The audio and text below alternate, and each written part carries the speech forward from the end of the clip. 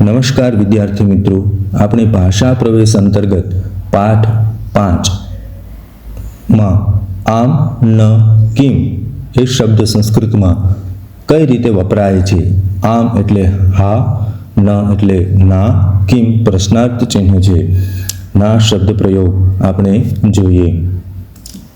એષઃ બાલકઃ, એષઃ બાલકઃ Kim પ્રશ્ન પૂછવામાં આવ્યો છે. પ્રત્યુત્તર આમ એષઃ બાલકઃ, એષઃ બાલકઃ. અગ્રે સઃ ગજઃ કિમ, સઃ ગજઃ કિમ. આમ સઃ ગજઃ, આમ સઃ ગજઃ. અગ્રે એ જ પ્રકારે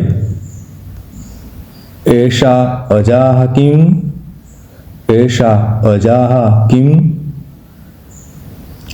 ન એષા મહિષી, ન એષા મહિષી. અગ્રે તત લોકયાનમ કિમ, તત લોકયાનમ કિમ.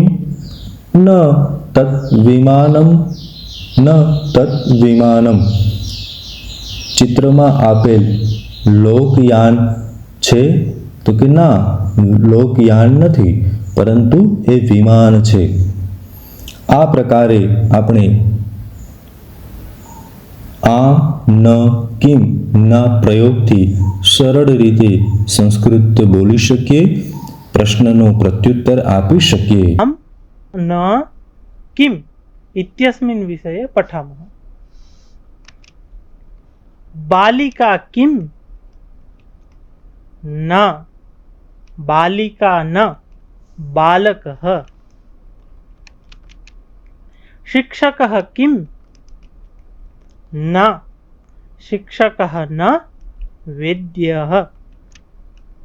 पाचकः किम, आम पाचकः.